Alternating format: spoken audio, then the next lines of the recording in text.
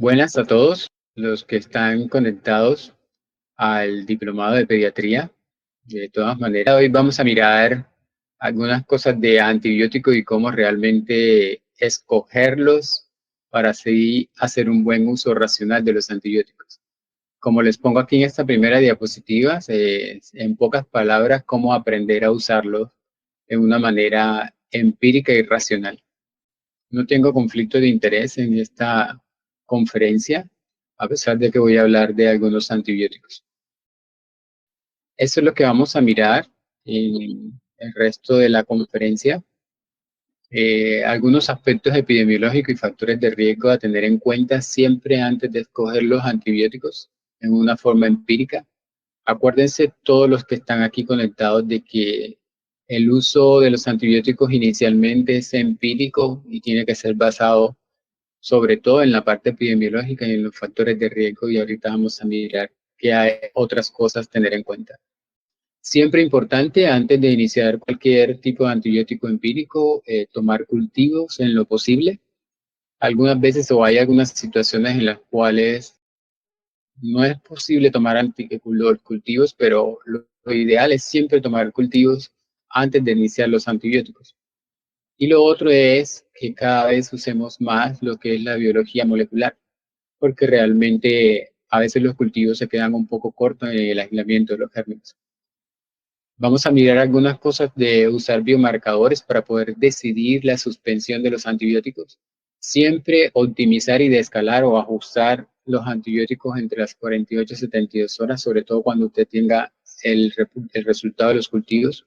Siempre utilizar los antibióticos desde su punto de vista farmacocinético y farmacodinámico.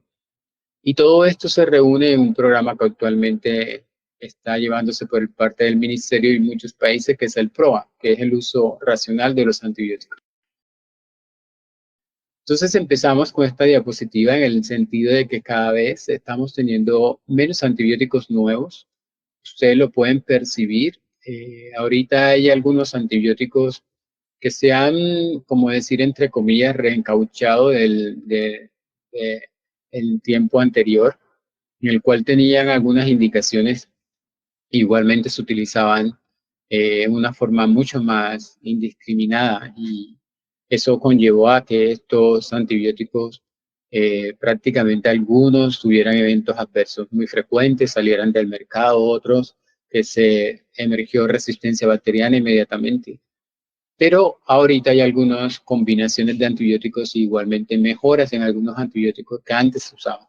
Pero prácticamente hay muy pocos antibióticos nuevos, y ustedes pueden ver la diapositiva que entre los años 80 o 90 la generación de antibióticos nuevos era muy alta, pero ven ustedes que a medida que va avanzando el tiempo va siendo cada vez menor. En estos últimos años hemos tenido algunos antibióticos nuevos, sobre todo para gérmenes gram negativos, pero necesitamos por eso cuidar los antibióticos. El uso de los antibióticos, ya sea en unidades de cuidado intensivo o en la forma ambulatoria u hospitalizados, siempre tiene que mirar ciertos parámetros. Siempre la escogencia del antibiótico debe ser de acuerdo a algunos parámetros epidemiológicos, igualmente factores de riesgo del paciente. ¿Por qué? Porque la mayoría de los antibióticos que escogemos es en una forma empírica, es decir, no sabemos cuál es el germen que está causando en ese momento la infección. Lo vamos a tener posteriormente a las 48 a 72 horas si tomamos adecuados cultivos o usamos biología molecular adecuadamente. Siempre de escalamiento o ajustar el antibiótico 48 a 72 horas después. No dejar el mismo esquema con que se inició, porque entonces de nada vale usted haber mandado los cultivos a hacer un uso adecuado de acuerdo a los antibióticos, sino que a todo el mundo le pusieran lo mismo y todo el mundo siguiera con los mismos antibióticos. Siempre ajustar dosis adecuadas de acuerdo al foco de infección, o sea, dónde tiene la infección el paciente, cuáles son los gérmenes adecuadamente. Acuérdense que no todos los antibióticos penetran a los tejidos por igual. Y todo eso va a conllevar a un buen uso racional de los antibióticos. Siempre, como les dije, para optimizar los antibióticos hay que hacerlo de la siguiente manera. Cuando usted va a iniciar los antibióticos, siempre tiene que tener en cuenta todo lo que se ha reportado sobre guías, consensos, protocolos, sobre probablemente la patología que está enfrentando el paciente en el momento. ¿Qué se ha dicho en este momento? Si hay algún cambio, ¿no? De acuerdo a la epidemiología. Siempre tenga en cuenta qué paciente tiene al frente. Mírelo aquí, o sea, qué paciente tiene al frente. No es lo mismo tener, por ejemplo, una embarazada, a tener un recién nacido, o a tener una persona de la tercera edad, a tener un paciente inmunocomprometido, o a tener un paciente inmunocompetente, o que tenga catéteres, o que tenga una cirugía previa. Siempre pregúntese qué paciente tengo al frente para la escogencia de antibióticos. Y siempre que usted se haga esa primera pregunta, después diga y mire dónde está la afectación de ese paciente. Es decir, si es una neumonía que tiene, o si es una infección de piel y tejido blando, es una probable infección de vías urinarias, es una probable meningitis, o realmente no encuentra un foco. Pero además de eso, si hay algún foco evidente o que el paciente tiene una probable sitio de la infección, entonces la otra pregunta que se tiene que hacer es, ¿cuáles son los patógenos que usted está sospechando que causan o que están causando esa infección? Entonces no es lo mismo, por ejemplo, si el paciente tiene una neumonía, en el cual usted va a pensar que tiene lo más probable un neumococo o una infección viral, a que tenga una infección urinaria donde usted va a pensar que probablemente es una Escherichia coli o una Klebsiella, o una infección de piel y tejido blando donde va a pensar que tiene un estafilococo aureus. Entonces, fíjense que de acuerdo al sitio de la infección, así también pienso en los patógenos. Y después, usted lo que va a hacer es mirar la estabilidad hemodinámica del paciente. ¿El paciente está estable o está inestable? ¿Y por qué? Porque de acuerdo a eso uno modifica dosis o utiliza antibióticos realmente que tengan igualmente una buena estabilidad en pacientes sépticos o en shock. Lo otro que sigue después que usted escoge ese manejo empírico es revisar al paciente diariamente cómo va, ¿de acuerdo? Si va mejorando a las 24 o 48 horas, revisar los cultivos todos los días, todo el tiempo, no decir que el cultivo no lo han reportado, sino mirar que está negativo o que esté positivo. Y lo otro es ajustar dosis de acuerdo a cómo vaya el paciente. Y siempre después que usted ya tenga el cultivo y el antibiograma del paciente, siempre se tiene que dirigir al germen que está aislándose. No es un buen uso racional de los antibióticos que usted continúe con los antibióticos que empezó empíricamente. Y lo otro es que el antibiótico que empezó empíricamente o los antibióticos que empezó empíricamente, ojalá curan al germen que le está saliendo en el cultivo. Eso es lo que consideramos que debe ser lo ideal. Pero siempre de escalar y ajustar el antibiótico o dirigir el antibiótico al germen que le está saliendo, igualmente a su perfil de resistencia. Y de acuerdo a eso también, mire y va a hacer la duración del antibiótico, de acuerdo a la patología. Todo eso es optimizando que los antibióticos actúen de una manera correcta desde el punto de vista farmacocinético y farmacodinámico. Entonces la terapia empírica apropiada, porque tiene que ser apropiada, acuérdese que es inapropiada. Si es inapropiada, usted puede aumentar la morbimortalidad. ¿Qué significa terapia empírica apropiada? Significa que el antibiótico que usted escogió empíricamente, haciendo las preguntas que dijimos anteriormente y mirando las posibilidades del germen y de su perfil, usted va a escoger el antibiótico que puede cubrir al germen que le va a salir en el cultivo. Eso es lo que se llama propiedad. Es decir, el antibiótico o los antibióticos que usted colocó está cubriendo al germen que salió en el cultivo. Pero terapia empírica inapropiada quiere decir que usted colocó un antibiótico, no se hizo las preguntas que estábamos diciendo, sino que a todo el mundo en ese sitio le ponen, por ejemplo, un ejemplo, piperacina, tazobactam y banco. Todo el mundo, independiente de qué sitio venga, qué infección tenga, dónde la tenga, pero a todo el mundo le ponen ese esquema. Un ejemplo, y resulta que le sale un germen que realmente no está cubierto por ese esquema. Eso lo se llama inapropiado. Y si es inapropiado, usted tiene un riesgo de que ese paciente tenga mayor mortalidad. Entonces, la terapia empírica apropiada siempre tiene que estar ajustada a los patrones de resistencia o a la epidemiología donde usted esté. No es lo mismo si usted está en una ciudad y trabaja en varios hospitales, pretender que escoger el mismo esquema para todos los hospitales, porque todos tienen un perfil epidemiológico diferente. Así es entre ciudad y ciudad, también es diferente y también de país a país. Siempre mire también el patógeno más común asociado a la sospecha de infección, como le dije. O sea, muchas veces encontramos de que pacientes con neumonía multilobar o pacientes con neumonías graves o neumonías complicadas, por ejemplo, donde el principal germen sigue siendo desde el punto de vista bacteriano neumococo, muchas veces se cubren otros gérmenes que realmente no lo son lo más frecuente. Entonces, mirar el sitio de la infección y para poder así irse a los probables gérmenes causantes. Y lo otro es, ¿qué posibilidad tiene ese probable germen que usted tiene de tener una resistencia? Es decir, siempre esto va ligado al paciente, es decir, este paciente estuvo hospitalizado en otro sitio, tuvo una estancia hospitalaria prolongada, recibió antibióticos previamente, tuvo una cirugía, viene con catéteres, viene con dispositivos, ¿de acuerdo? Eso hace que el paciente tenga una posibilidad de tener un mecanismo, un perfil de resistencia mayor que lo que un paciente sin esos factores de riesgo tuviera ese mismo germen. Entonces, siempre preguntarse eso, ¿para qué? Para poder ajustar y tener presente los antibióticos. Entonces, la terapia empírica, como les dije, es fundamental. Eso tiene que ver con el resultado posterior del paciente.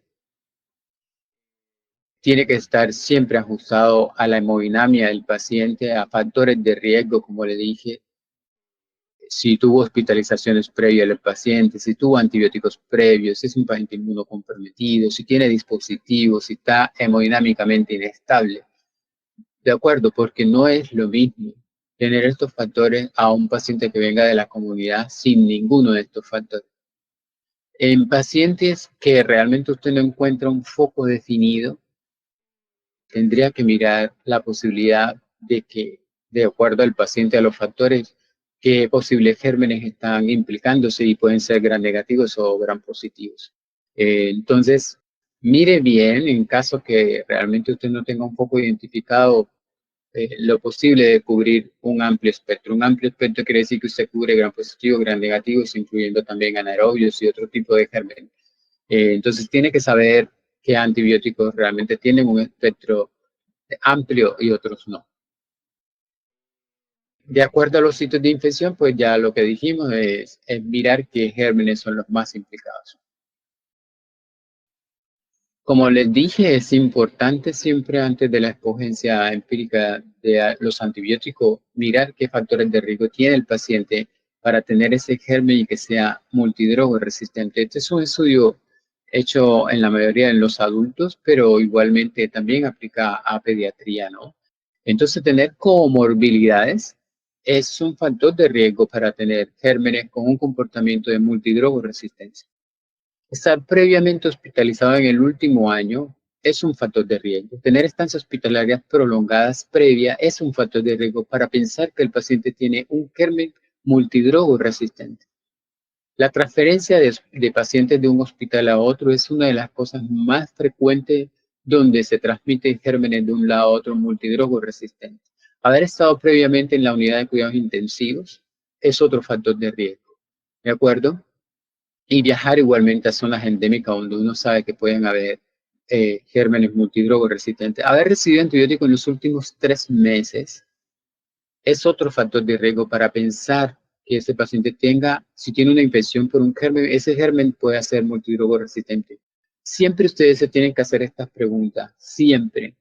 El paciente estuvo hospitalizado previamente en el último año, estuvo con estancia hospitalaria prolongada, recibió antibióticos previos, lo tuvieron que ventilar, estuvo en la unidad de cuidado intensivo, recibió antibióticos o no. Sobre todo los antibióticos en los últimos 3 meses son más contundentes para multidrogo resistente o un perfil de resistencia mayor. Y el otro es qué tipo de antibiótico recibió. Si es un carbapenémico, si es quinolona, si es un betalactámico como cefalosporinas o penicilinas, por ejemplo. O si estuvo previamente colonizado. Es importantísimo que desde las instituciones donde nos deriven al paciente siempre nos coloquen que este paciente tuvo un germen aislado en tal parte, por ejemplo, en secreción orotraqueal tuvo una pseudomonas multidrogo resistente o un estafilometicilino resistente o un Acinetobacter baumannii resistente. ¿Sí? ¿Por qué? Porque si ese paciente llega a nuestra institución y hace una neumonía nosocomial o una neumonía asociada al ventilador, ya tenemos previamente ese perfil de ese germen. Y lo otro, como les dije, los dispositivos. No es lo mismo un paciente con sonda vesical que sin sonda vesical, o con gastrostomía o yejunostomía que sin sonda de gastrostomía y yejunostomía, o que tenga catéter venoso central o no lo tenga, o que haya recibido ventilación mecánica o no, o que tenga hemodiálisis o no. Entonces, todos estos factores de riesgo hacen que uno piense que el germen que tiene puede tener un perfil ya de multidrogo resistencia. Y seguimos con el antibiótico, el tratamiento empírico.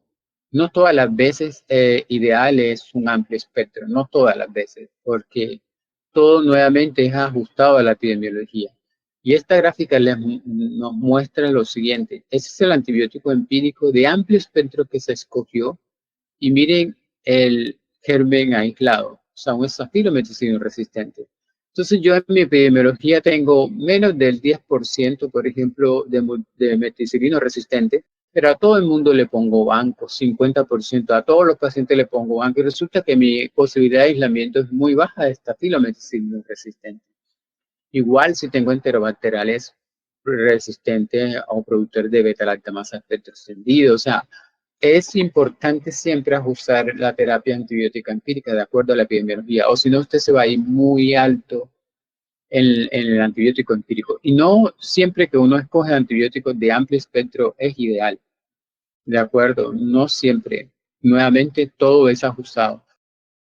Miren esta publicación en la cual a todo el mundo le pusieron antibióticos de amplio espectro, no mirando posibilidades del germen, sino que a todo el mundo le ponían amplio espectro, ¿de acuerdo? Entonces miren aquí, terapia empírica adecuada, ¿sí? Terapia empírica adecuada y terapia empírica inadecuada. Ya ustedes saben cuándo es inadecuada y cuándo es adecuada. Adecuada quiere decir que dentro de los antibióticos que yo escogí, cubre el germen que salió en el cultivo. E inadecuada quiere decir que no lo cubre. A pesar de ser de amplio espectro, la escogencia de antibióticos, si es inadecuada, es decir, que no está cubriendo el germen que está saliendo en el cultivo, usted va a tener una estancia hospitalaria más prolongada, pero con mayor compromiso de muerte. Miren que hay un compromiso, aunque no fue significativo, ¿no? Pero miren que hay mucha más mortalidad cuando yo escojo un antibiótico empírico inadecuado, a pesar de que sea de amplio espectro. Miren que hay un compromiso renal, de acuerdo, un poco muy similar a si es adecuado o no. Pero miren acá, es la generación de Clostridium difficile, o sea, esto sí es significativo. Entonces, tener un antibiótico de muy amplio espectro, pero en una forma inadecuada, va a conllevar a que ese paciente se colonice y que posteriormente haga una infección probablemente por Clostridium difficile, o sea, va a tener diarrea sanguinolenta y lo demás. Entonces, ojo con cuando uno escoge antibiótico de amplio espectro, no es colocar banco y meropenem a todo el mundo, porque eso es demasiado fácil. Póngale banco y meropenem a todo el mundo y lo que salga está bien cubierto con ese esquema, después lo ajustamos, pero eso no es la razón del uso racional de los antibióticos. El uso racional de los antibióticos es saber que lo que yo estoy escogiendo es adecuado a la epidemiología, a los factores de riesgo del paciente, al probable foco que tiene el paciente y a la hemodinamia. Porque si no, realmente es muy fácil ponerle a todo el mundo antibióticos y no es así. Los antibióticos no son inofensivos, los antibióticos también tienen sus problemas. Y poner antibióticos en una forma innecesaria a un paciente va a conllevar a que tenga mayor mortalidad. Entiendan eso, o sea, poner antibióticos no es bueno, es malo muchas veces, ¿de acuerdo?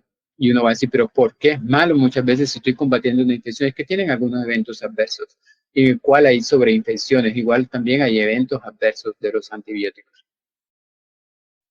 Entonces, en una forma resumida, escoger antibióticos en un paciente que esté en sepsis o que tenga una infección o que esté en choque, siempre es mirar la microbiología local, mire su epidemiología, cómo es el comportamiento de sus gérmenes.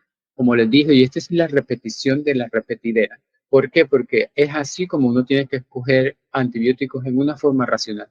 Mire su epidemiología, mire la fuente probable de infección, el pulmón o el abdomen, es una asociada a catéter o relacionada al catéter, es una infección de peritejidos blandos, es una infección benigna, ¿dónde?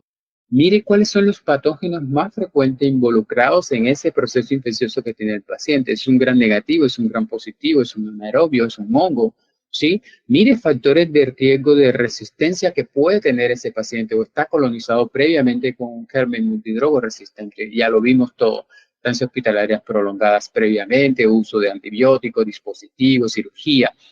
Y lo otro es, mire la estabilidad clínica del paciente. ¿Es un paciente comprometido hemodinámicamente o estable? ¿De acuerdo? Entonces, es importante tener en cuenta todo eso. Como les dije, hay que mirar siempre el paciente que uno tenga. No es lo mismo un pediátrico, un neonato, que un adulto, que uno de paciente de tercera edad. Mire el sitio de la infección, mire enfermedades concomitantes, uso de dispositivos o no, hospitalizaciones recientes, uso de antibióticos recientes, un inmunosuprimido o no, está colonizado previamente o no, para hacer realmente un uso adecuado de escogencia antibiótica.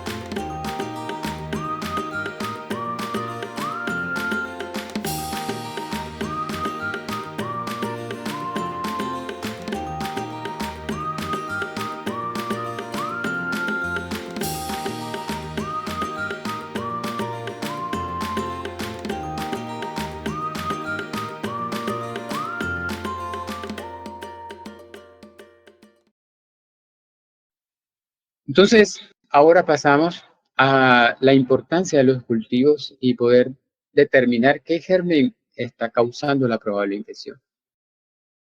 Entonces, los cultivos son supremamente importantes. Ojalá tomarlos siempre antes del inicio de los antibióticos, pero si el paciente realmente está muy inestable o comprometido, algunas veces no se pueden tomar los cultivos, pero que eso no sea lo rutinario, sino realmente tomar cultivos previos. Y lo otro es el uso de biología molecular. ¿Por qué? Porque en muchos pacientes a los cuales si de pronto usted no le tomó cultivos y después lo piensa tomar, pero ya le empezó antibióticos, la posibilidad del aislamiento va a ser muy baja.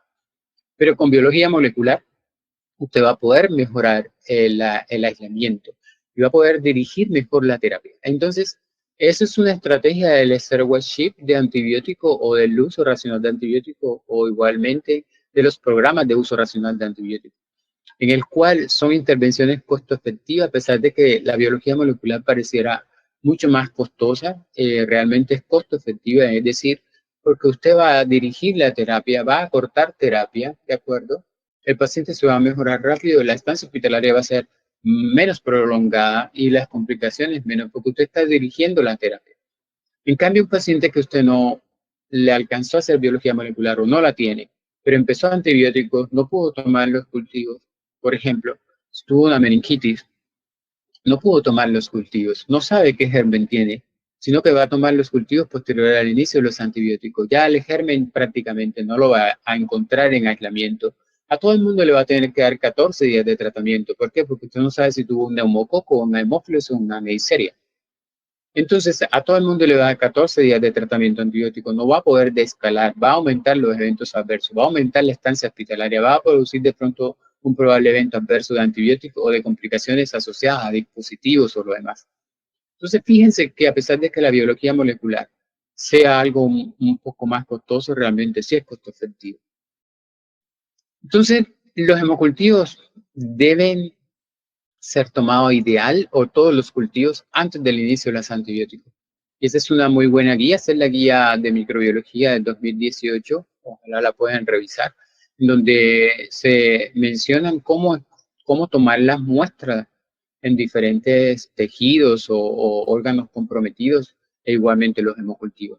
Entonces, lo ideal es tomar unos buenos hemocultivos o cultivos antes de iniciar los antibióticos. Aquí está en una forma esquematizada de acuerdo al peso del paciente, el volumen que se debe tomar, la cantidad de SEC que se debe tomar de hemocultivos, sí, el volumen que se debe instilar en las botellas. Entonces, ideal es tomar los cultivos antes de iniciar los antibióticos, pero si no es posible, bueno, usted inicie los antibióticos, y después trate de mejorar el aislamiento, ¿de acuerdo? Y una de las cosas de mejorar el aislamiento es usando biología molecular.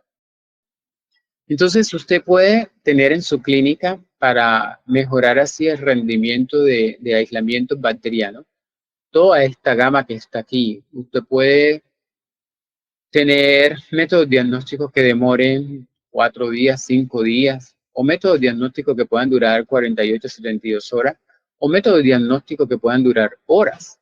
Eso de acuerdo a la que usted quiera, de acuerdo a la capacidad que tenga su clínica.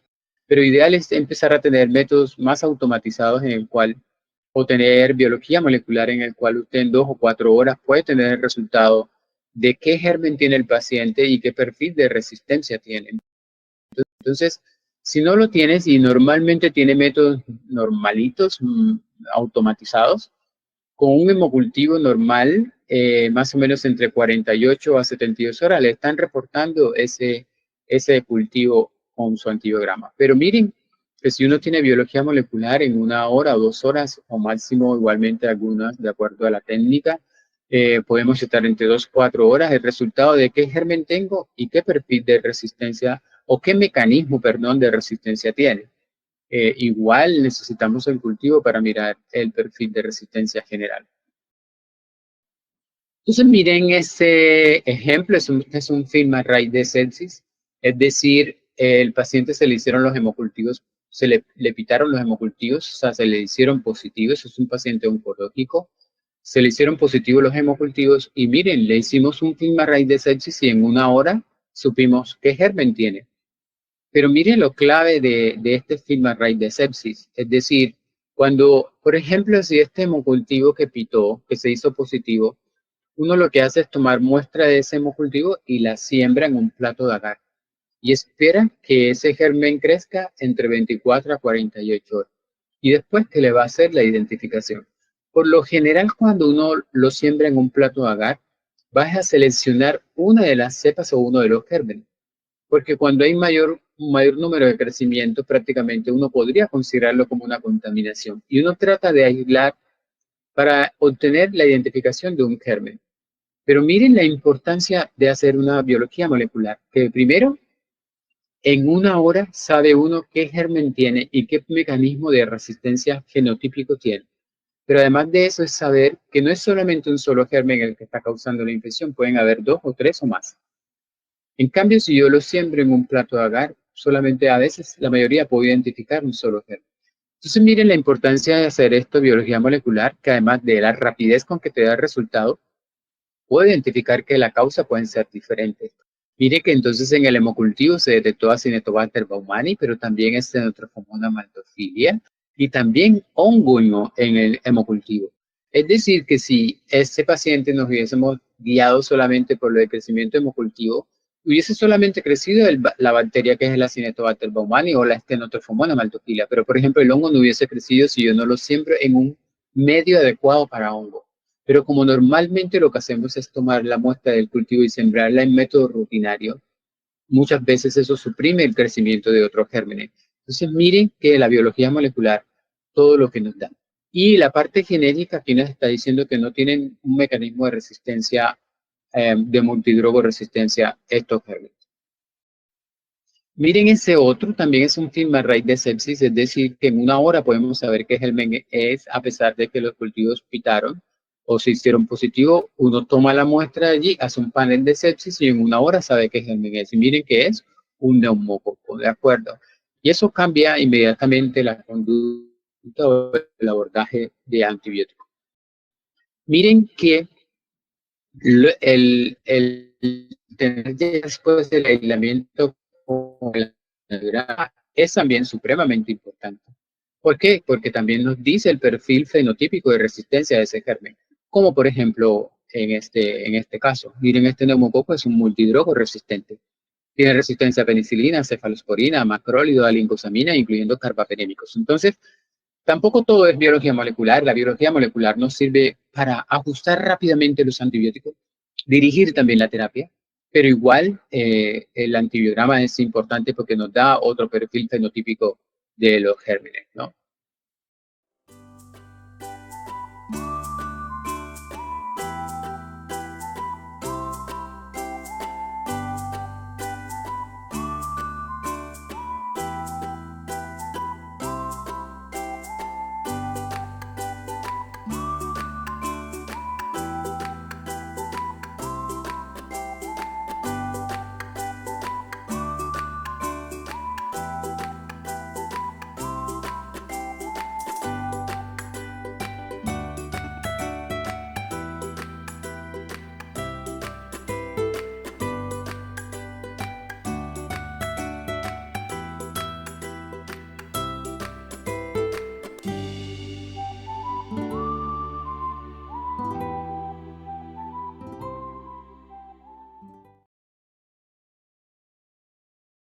Ahora, utilizar biomarcadores para dirigir el uso de los antibióticos y acortar y decir esos antibióticos van a estar hasta aquí. ¿Qué tenemos con respecto a eso? Entonces, el primer aviso para ustedes es que no utilicen la procalcitonina para definir que un paciente tiene una infección o no. Porque prácticamente la mayoría de los estudios en los cuales la procalcitonina se utilizó para definir que el paciente tiene una infección o no, no son muchos artículos buenos o de alto peso desde el punto de vista estadístico para definir o hacer esa recomendación de que si la procalcitonina está elevada es porque probablemente el germen, el paciente tiene una infección. No, no es realmente así. El uso bien adecuado de la procalcitonina es para definir la duración de la terapia antibiótica. Es decir, la mayoría de los estudios han mostrado es que esa es su mejor aplicación. Es decir, la duración de la terapia antibiótica. Y con eso se hace una disminución de los días de antibiótico. Entonces, ¿qué es lo que más está recomendado? Y sobre todo es en infecciones pulmonares. Es de parar los antibióticos si la procalcitonina, por ejemplo, con un valor inicial y uno hace un control entre las 72 a 96 horas, si hay una disminución, como lo dice aquí, una disminución del 80% del valor inicial de la procalcitonina con referente al control, o está por debajo de 0.5 microgramos, realmente usted puede descontinuar la terapia antibiótica, ¿sí? Y eso ha mostrado realmente disminución en los días de antibiótico y también en mortalidad. Pero vámonos a causas no bacterianas de elevación de la procalcitonina, para que tengan en cuenta ustedes que no es que siempre que la procalcitonina esté elevada es porque tiene un proceso infeccioso. Entonces, por ejemplo, cáncer aumenta la procalcitonina, ¿de acuerdo? Muerte celular. Neumonitis o neumonías aspirativas también puede aumentar la procalcitonina. Síndrome de distrés respiratorio o SDRA también, ¿sí? O sea, cáncer de pulmón. ¿Por qué? Por las necrosis a nivel de los tejidos. Y otros escenarios que pueden aumentar la procalcitonina. Entonces, no todo es bacteriano lo que aumenta la procalcitonina. Lo otro es que yo puedo tener infecciones y resulta que los niveles son bajos de procalcitonina y eso no me descarta que no tenga infección. Infecciones localizadas o infecciones crónicas o subagudas o abscesos en una forma inicial puede que la procalcitonina esté baja, pero eso no descarta que no tenga una infección, fíjese. Entonces, no todo lo que esté elevado es porque el paciente tiene una infección. No, es que yo puedo tener niveles bajos de procalcitonina y también tiene una infección, pero es localizada. No está haciendo un compromiso sistémico. Pero a pesar de que de pronto pueden dar la procalcitonina elevada, no quiere decir que siempre es infección. Puede tener otras patologías diferentes, como ya les mostré. Entonces, el estudio Kondo del 2019, no se lo voy a describir del todo, solamente para mencionarle, en el cual se utilizó la procalcitonina para determinar que el paciente tuviera sepsis o no, o infección o no, y ahí están los parámetros que utilizaron. Realmente la sensibilidad fue de un 80%, la especificidad un 75% y un área bajo la curva de 0.8. Pero a lo que concluye este estudio Kondo, por ejemplo, en el cual se utilizó como prácticamente para determinar si los pacientes tenían infección o no, no fue tan contundente. Miren que realmente el, es, el intervalo de confianza, o sea, no es que sea igualmente del todo significativo en todos, ¿de acuerdo? A pesar de que fue un poco más la tendencia hacia que realmente determinara irse hacia una mejor sensibilidad, especificidad, eso no demostró en todos los estudios que realmente el paciente tuviera una infección porque la procalcitonina estuviera elevada. Sin embargo, este otro estudio mirando la eficacia y seguridad de la procalcitonina para guiar la reducción en la duración de la terapia, que es el estudio OASIS. Este estudio sí mostró que realmente una disminución de la procalcitonina del 80%, como les mencionaba, con un valor inicial, con un control, o estar por debajo de 0.5, uno podía suspender la terapia sin ningún problema. Entonces, lo que sí se ha demostrado es cursos cortos de antibióticos guiándose por la procalcitonina, como les dije, teniendo en cuenta ese valor. Y si hay una reducción en los estudios de casi 1.22 días, aunque eso pareciera muy poco y no significativo, es mucho. O sea, reducir 1.5 días de estancia, no solamente un paciente, sino ya miles o millones de pacientes, es algo importante desde el punto de vista costo. ¿Cuál es el problema con este estudio Oasis en el cual la mayoría sigue y utiliza para reducir antibióticos? Es que la adherencia a las recomendaciones de utilizar la procalcitonina para suspender antibióticos, apenas el 44% de los médicos están adheridos a ella. Entonces, a pesar de que, por ejemplo, al médico le llegue que hubo una reducción de más del 80%, la procalcitonina está por puntos o por debajo de 0.5, no le suspenden el antibiótico, continúan el antibiótico. El antibiótico lleva 5 días, entonces dicen, no, pues llévaselo a 10 días, va mejor, o 7 días, y resulta que no lo suspenden inmediatamente como está recomendado en las guías. Lo otro, entonces, miren que sí tuvo un impacto desde el punto de vista de disminución de mortalidad, hacer esa estrategia de reducir la duración de los antibióticos. Igualmente, estancia hospitalaria, ¿de acuerdo? Entonces, es una muy buena estrategia. Sin embargo, la otra estrategia, que es, por ejemplo, el paciente se pone mal, ya lo tenía con un esquema de antibiótico, resulta que la procalcitonina inicial era negativa y resulta que le hago un control y la procalcitonina viene más elevada. No al contrario como el estudio así que viene bajando más del 80%.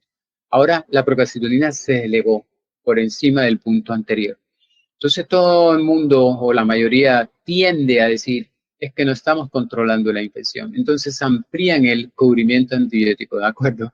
Entonces amplían el cubrimiento y resulta que ese estudio, que es el estudio de PAS, no ha mostrado que realmente eso sea lo más correcto. Al contrario, ese escenario de aumentar la cobertura o el escalar, no el descalar, sino el escalar antibiótico porque la procalcitonina se elevó, es un escenario no adecuado, que no se debe hacer.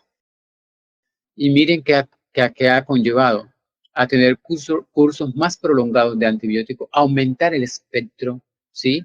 Aumentar los días de terapia antibiótica, ¿sí? O sea, hay mayor eventos adversos con esa estrategia de aumentar la cobertura porque la procalcitonina está siendo elevada.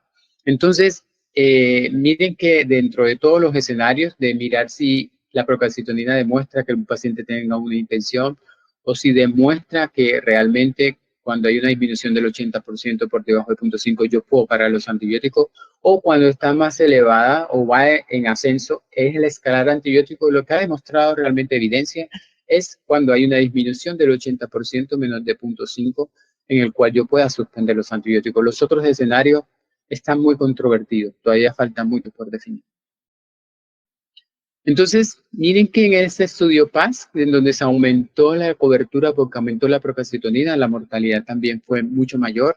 En aquellos en los cuales, por ejemplo, se utilizó esta forma de ajustar los antibióticos, aunque no fue significativo entre la terapia estándar, pero ojo que no es una buena estrategia. Pero sí aumentó los días de ventilación mecánica, el incremento de riesgo de falla renal, aumentó la estancia hospitalaria en la UCI. Entonces, en resumen, con los biomarcadores para guiar el uso de los antibióticos con relación a la procalcitonina no debiera ser usada para guiar escalamiento de antibióticos, ¿de acuerdo? Porque no mejora la sobrevida y al contrario tiene eventos o resultados secundarios no adecuados.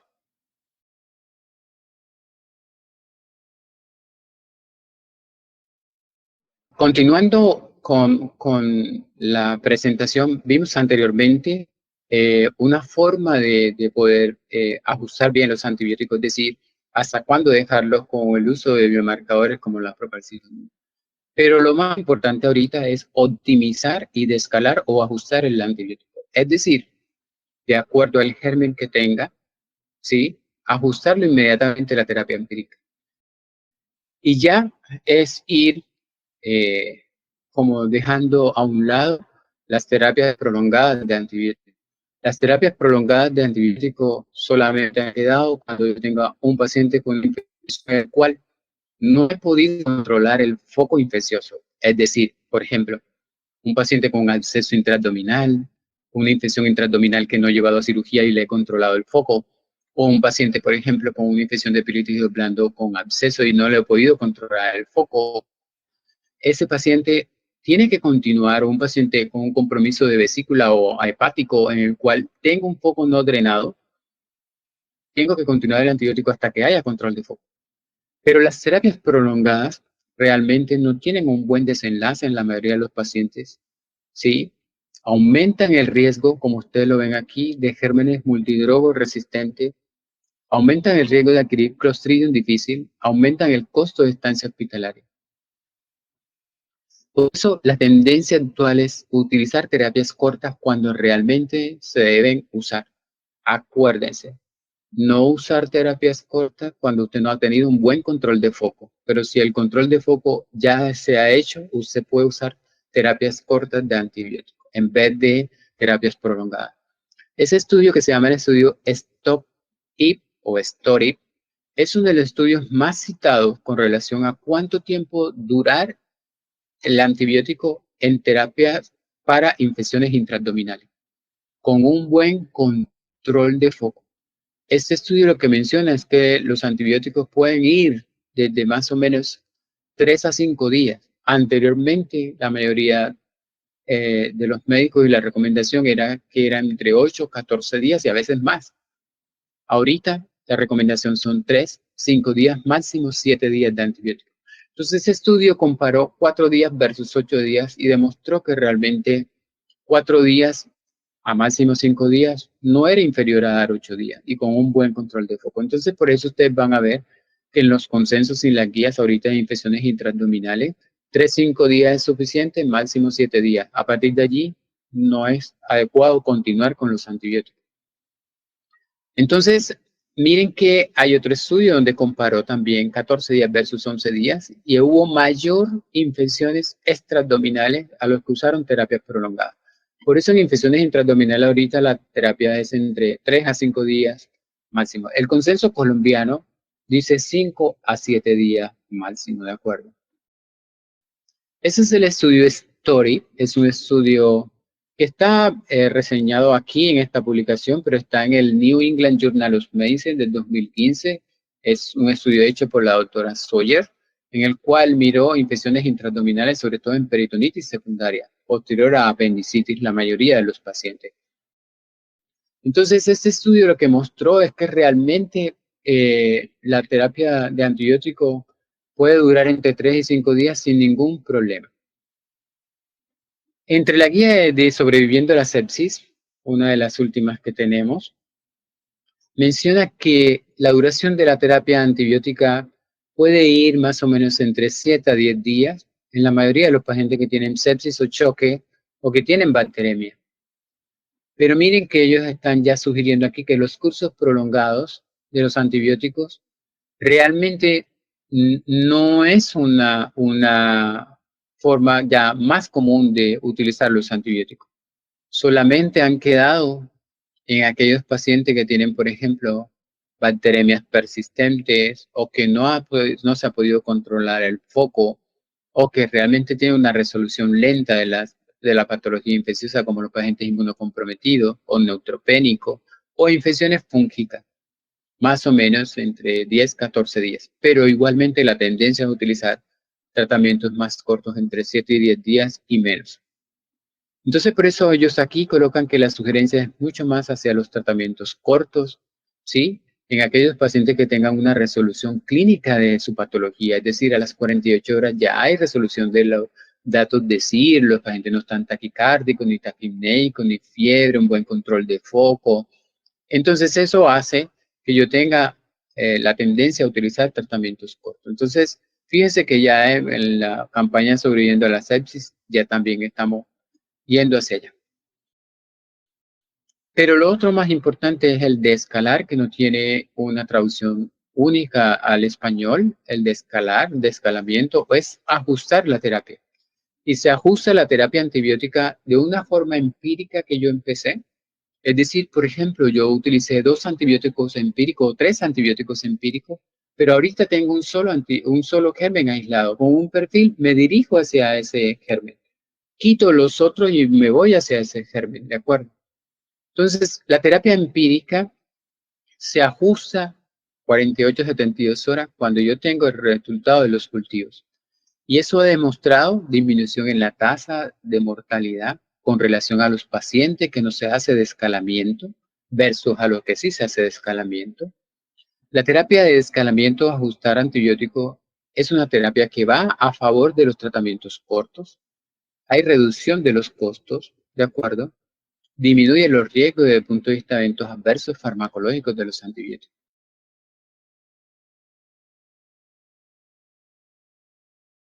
Entonces, esta es una forma muy esquemática de empezar a hacer un buen descalamiento. Es decir, el paciente ingresa con una infección severa, usted lo examina, le hace las imágenes, mira dónde está la probable fuente de infección, o probablemente no la identifica adecuadamente, pero si la identifica ya usted sabe lo que dijimos anteriormente. Miro qué paciente es, miro qué probabilidad, dónde está la infección, miro entonces qué gérmenes son los que están implicados allí. Miro qué factores de riesgo tiene para multidrogo resistente. Acuérdense que es todo lo que vimos anteriormente. Si yo empiezo un antibiótico, es un antibiótico empírico teniendo en cuenta todo esto.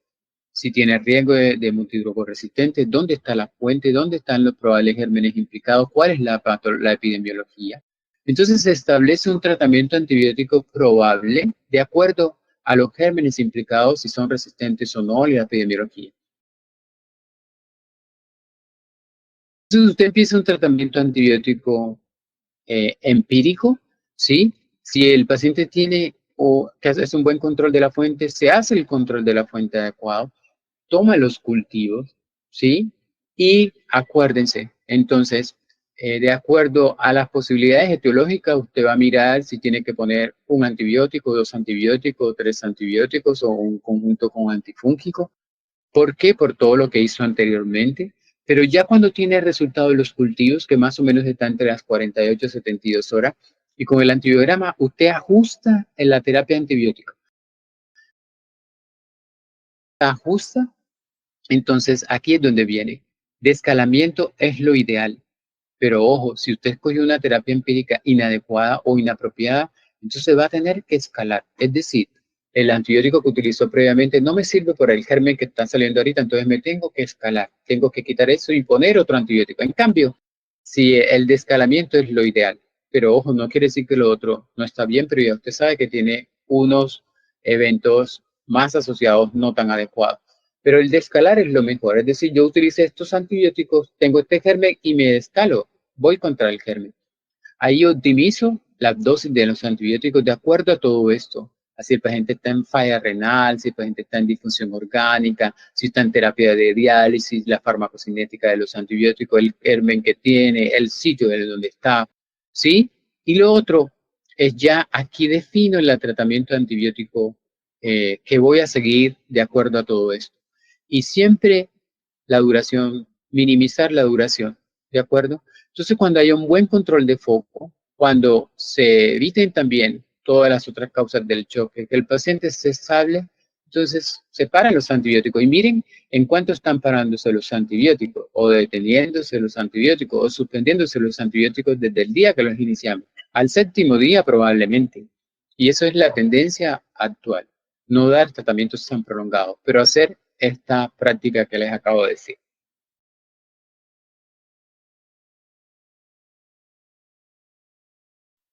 Entonces, todo tiene que estar ajustado a la epidemiología local. Usted ya tiene todo, pero todo tiene que estar ajustado a la epidemiología local. Entonces, por eso, el descalamiento de antibiótico tiene ciertas estrategias. ¿Cuáles? Disminuir el espectro de antibiótico que usted puso inicialmente. Si inició con un espectro amplio, por ejemplo, un carbapenémico, Y resulta que no fue ni Pseudomonas aeruginosa, no fue tampoco ni una enterobacteria productora ni de Bled, ni de KPC, ¿de acuerdo?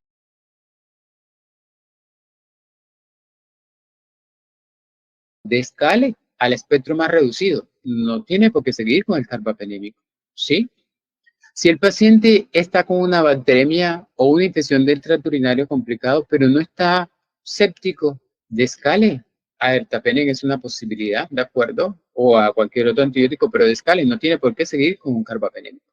Si el paciente no tiene bacteremia, sino una infección de intraabdominal o de piel y de tejido blando, también descale. En este caso, están poniendo el ejemplo que si empezó con un meropenem, puede descalarse al otro, pero es descalarse de acuerdo a lo que está teniendo, si no tiene los cultivos positivos, si fue un urocultivo del positivo, si no tiene ninguno de los dos, si no salió el germen, sino que salió otro germen, el cual tiene un perfil menor de resistencia. Entonces es eso, primero, ajustar al espectro de resistencia del germen. ¿Qué también significa descalar? No es solamente disminuir el espectro de resistencia con relación al espectro de resistencia del germen, sino al número de antibióticos. Es decir, yo empecé con dos antibióticos, por ejemplo, aquí empecé con un beta-lactámico antiseudomónico más un aminoglucósido, por ejemplo, también le puse vancomicina. Y resulta que me reportaron una pseudomonas multisensible o una enterobacteria multisensible. Suspendo la terapia combinada y me dirijo al germen. ¿De acuerdo? Entonces, es eso.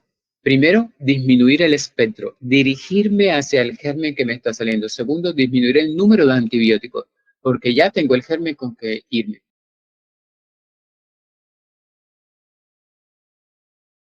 Otro, ajustar las dosis, ¿sí? Entonces, muchas veces uno ve que utilizan dosis muy altas, pero resulta que el germen que salió realmente no tiene un perfil de multidrogoresistente. Entonces, yo puedo ajustar la dosis, o ya después que el paciente está estable, puedo ajustar la dosis en 72 horas y poner a dosis normales. Inicialmente pueda poner dosis más altas. Y también el descalamiento tiene que ver con el tiempo de tratamiento. Es decir, si el paciente se mejora a las 48 horas, 72 horas, ya está mejor.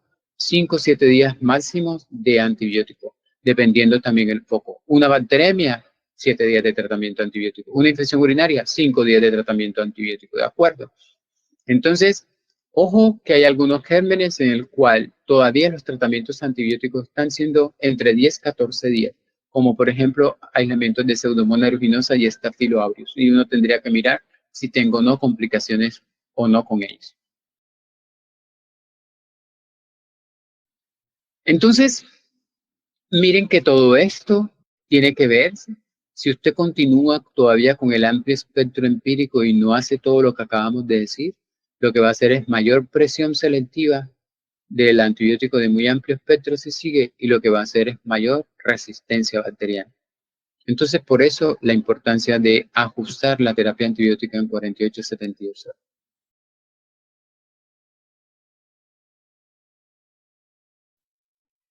Lo otro es utilizar adecuadamente la farmacocinética y la farmacodinámica de los antibióticos. Entonces, acuérdense, importante mirar el sitio de la infección, porque no todos los antibióticos tienen muy buena penetración en todos los sitios. Mirar que los beta-lactámicos y los aminoglucósidos son antibióticos hidrofílicos de bajo volumen de distribución, ¿de acuerdo? Pero además de eso, cuando el paciente está séptico o en choque o en disfunción orgánica, su concentración baja a nivel plasmático porque hay fuga capilar. Entonces, por eso hay que utilizar dosis más altas de estos antibióticos en este tipo de pacientes que están sépticos o en choque o en disfunción o que tienen estas otras características agregadas, ¿de acuerdo? Que hacen pensar que tienen un aumento de volumen de distribución. Acuérdense que los pacientes cuando están sépticos o en choque o en disfunción aumentan la eliminación de los antibióticos inicialmente por la fuga capilar, por el aumento de la función renal o por la diuresis. Entonces, acuérdense que hay que ajustar adecuadamente esos antibióticos, poner dosis de carga, dosis más altas y después ajustarlo. Porque todos estos estados, por ejemplo, quemaduras, estados hiperdinámicos asociados a sepsis, estos medicamentos como dopamina o dobutamina hacen eso. Entonces se pierde el antibiótico y usted va a perder efectividad de los antibióticos. En pacientes críticos en sepsis o en choque, es ideal utilizar los antibióticos en infusiones extendidas, es decir, infusiones de 3-4 horas y no en infusiones intermitentes, es decir, no poner el antibiótico cada 8 horas o cada 6 horas, sino en infusión continua o infusiones extendidas, es decir, cuando lo coloquen, la infusión dure 3-4 horas, no 30 minutos en forma intermitente. ¿Por qué? Se ha demostrado que la infusión continua, la infusión extendida, disminuye estancia hospitalaria y mortalidad. Miren aquí, por ejemplo, cefepime en infusión extendida para infección por pseudomonas aeruginosa de 3-4 horas la infusión, disminución de la mortalidad del 3% versus 20% de las que le colocaron infusión intermitente.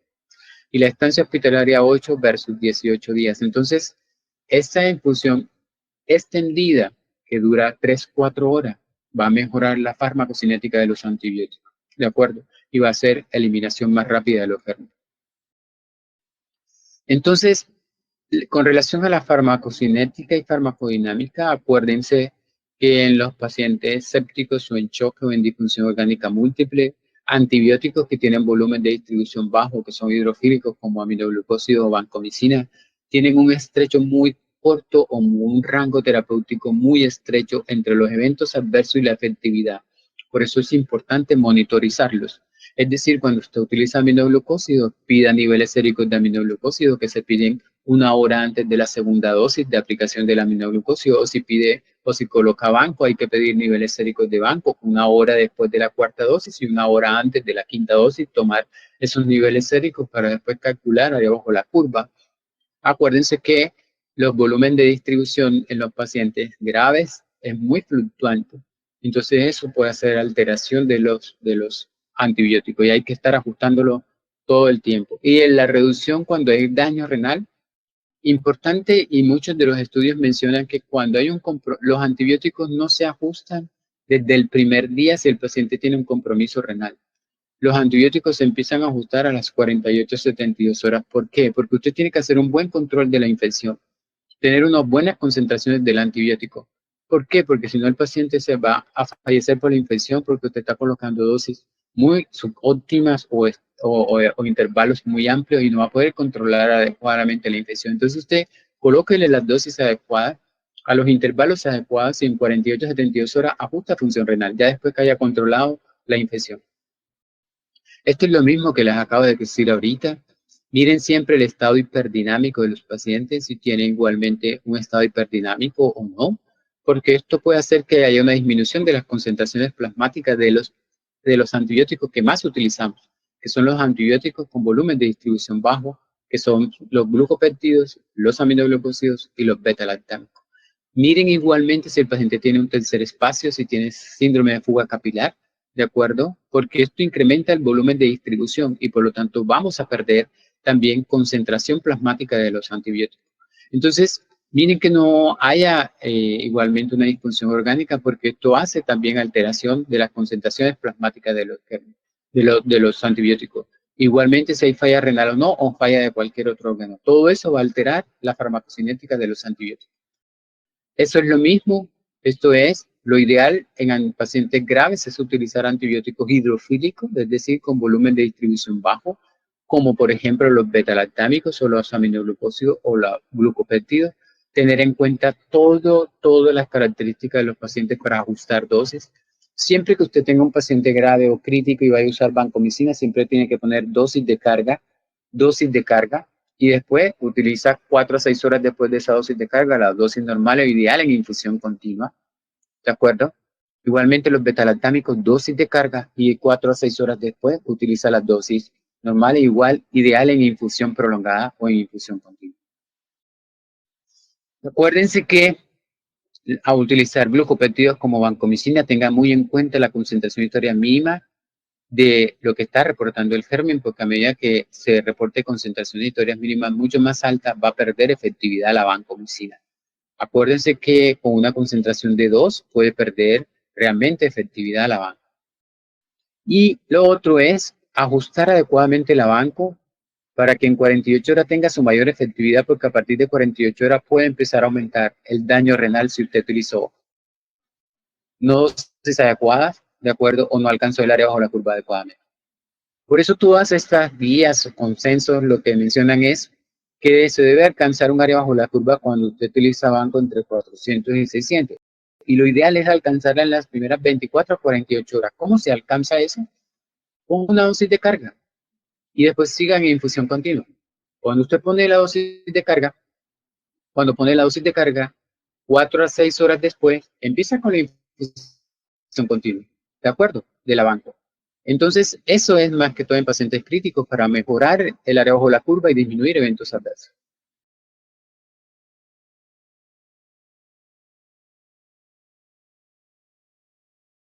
Y ya para finalizar, todo lo que acabamos de decir está compilado o contemplado en lo que se llama PROA. PROA es el programa para uso racional de los antibióticos que ya el Ministerio colombiano también tiene adaptado y que va a encontrar usted en todos sus hospitales y clínicas. ¿Y eso qué tiene que ver? Es ir hacia un uso adecuado de los antibióticos, porque el uso inadecuado de los antibióticos puede conllevarme a qué?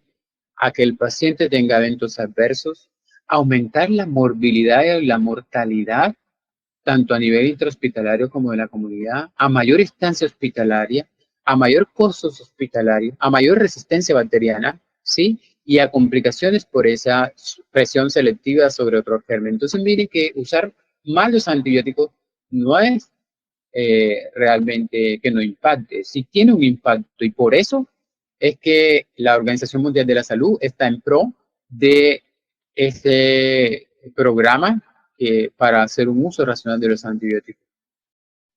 Esa es la regla de los 30, sugerida por la Organización Mundial de la Salud, también por la Organización de la FIU, o sea, por la Universidad Internacional de la Florida, aproximadamente de acuerdo a qué, a estos datos. Más o menos el 30% de todos los pacientes hospitalizados han recibido un antibiótico en algún momento de su hospitalización. Eso es algo tremendo, o sea, es algo que a veces uno no entiende. Pero bueno, casi el 30% de los pacientes hospitalizados ha recibido en algún momento antibióticos. Más del 30% de los antibióticos que se prescriben de una forma inadecuada y sobre todo en la comunidad. Cuando uno mira, eso no tiene indicación. Hasta casi el 30% de las profilaxis quirúrgicas son inadecuadas. Uno dice, pero ¿por qué este no amerita esta profilaxis? ¿Pero por qué se prolongó la profilaxis? ¿Pero por qué siguió? ¿Por qué pusieron este otro antibiótico? Y lo otro, hasta casi el 30% de esto es gastos en farmacia. ¿Es por qué? Por antibióticos. Y si son antibióticos mal usados, entonces eso aumenta los costos. Entonces el Stewardship chip de antibiótico o el programa PROA lo que conlleva es hacer una buena retroalimentación de lo que estamos teniendo, restringir antibióticos donde realmente se tienen que hacer, utilizar las guías clínicas adecuadamente y una educación continua. ¿Esto para qué? Para hacer un buen uso de antibiótico. Y la meta es reevaluar siempre el uso de antibiótico de usted a las 48 a 72 horas. Recibir terapias cortas y realmente esto disminuye costos. Esos son ejemplos en los cuales se ha visto el impacto de igualmente de la estrategia PROA. No me voy a detener aquí en eso, sino en eso. Acuérdense lo que acabamos de decir, siempre al escoger antibiótico, estratifique la infección. ¿Cómo es estratificar la infección? Es todo lo que hemos dicho anteriormente. Dime qué paciente tengo, dime dónde está la posibilidad del foco, dime cuáles son los probables gérmenes implicados y dime la severidad de la infección. ¿El paciente está estable o está inestable? Evalúe siempre la severidad de la infección. ¿Está en sepsis o en choque, en disfunción? ¿Es una bacteremia? ¿En riesgo de falla orgánica, de mortalidad? Mire los factores de riesgo del paciente, ¿de acuerdo? Y así va a escoger la terapia mejor o la terapia más apropiada. Evite el cubrimiento de amplio espectro siempre para todo el mundo. De acuerdo, porque no es así. Es más o menos mirar y adecuar toda la epidemiología. ¿Por qué? Porque hay que disminuir presión selectiva, es decir, generación de presión para generar gérmenes resistentes. Entonces, esta es una propuesta de escogencia empírica, no es una propuesta hecha por mí, es una propuesta adaptada de lo que menciona la doctora Villegas que debiéramos de hacer. Todos los antibióticos debieran de ser escogidos de acuerdo a la epidemiología, ¿sí? Definir la severidad y los factores de riesgo de ese paciente para tener un multidrogo resistente. Siempre la mayoría de las bacterias en un hospital, las que tenemos la más frecuente son Escherichia coli y Klebsiella. Conozca su epidemiología. Mire qué porcentaje de beta-lactamasa espectro extendido tiene y de carbapenemasa para así escoger empíricamente mejor los antibióticos. Si tiene más pseudomonas aeruginosa, ¿de acuerdo? Entonces mire qué otros gérmenes son los 5 primeros, si es Staphylococcus, si es Enterobacter, cuál y cuál tiene multidroga resistencia. Pero después ajuste a la severidad del paciente, ¿sí? De su compromiso infeccioso. Siempre ajustándolo o asociándolo a este mecanismo de resistencia. ¿De acuerdo? Acuérdense que hay que mirar también, estratificar si estos factores de resistencia, el paciente está en la unidad de cuidado intensivo o está fuera en hospitalización. ¿Sí? ¿Por qué? Porque no es lo mismo, ¿de acuerdo? Porque los pacientes pueden tener asociado mayor morbimortalidad, de acuerdo en el sitio donde esté. Y así uno puede saber qué antibiótico escoger empíricamente para mejorar esto. Además de eso, debemos de tener un apoyo administrativo y económico para hacer un uso racional de los antibióticos. Esto es un equipo, esto no es de un médico, 2 médicos o 3 médicos, estos son equipos y no solamente de la parte médica, de la parte médica, es decir, los especialistas, sino también de farmacia, de microbiología, de enfermería, es todo un equipo. Siempre ideal tener guías de antimicrobianos para poder tener criterios adecuados del uso de los antimicrobianos, definir las indicadores, para poder saber si estamos yendo bien o no. Es decir, vayamos hacia lo más sencillo. Por ejemplo, empezamos a medir nuestras tasas de infecciones asociadas a catéteres, que es lo más frecuente, infecciones urinarias, y así vamos subiendo. El uso de antibióticos, el DDD, cuánto consumimos de antibióticos, cuál es nuestro perfil, ¿de acuerdo? Entonces, lo ideal es escoger antibióticos en una forma empírica apropiada, es decir, todo ajustado a lo que dijimos anteriormente, evaluarlo a las 48-72 horas, ojalá utilizar más biología molecular y hacer duraciones más cortas y optimizar el tiempo antibiótico. Entonces, esta es la última diapositiva. Entonces, siempre al escoger empíricamente un esquema antibiótico, hágase estas preguntas. ¿Qué paciente tengo al frente? ¿Es una embarazada? ¿Es un paciente adulto? ¿De acuerdo? ¿Es un recién nacido? ¿Es un lactante? ¿Es un paciente de la tercera edad? ¿Ha estado hospitalizado? ¿Tiene cirugías previas? ¿Es un inmunocomprometido? ¿Tiene dispositivos o no? ¿Dónde está el probable foco? Es decir, de pronto un paciente que no le encuentra ningún foco, o es un foco de infección de piel y tejidos blandos, es un foco meninquio o cardíaco, o osteoarticular, o renal, o pulmonar. ¿Dónde está el foco? ¿Qué germen probable tengo y su resistencia? Y todo lo de factores de riesgo de esta población para tener un multidrogo resistente. Y lo demás es ajustarlo a la estabilidad hemodinámica. Es un paciente que está en UCI, inestable, en shock, en disfunción, séptico, ¿de acuerdo? O es que es un paciente que está en la comunidad o está estable, no es lo mismo. Con base en eso, usted hace un buen uso empírico de escogencia antibiótica. Ok, muchísimas gracias y espero que sea de su ayuda toda esta información.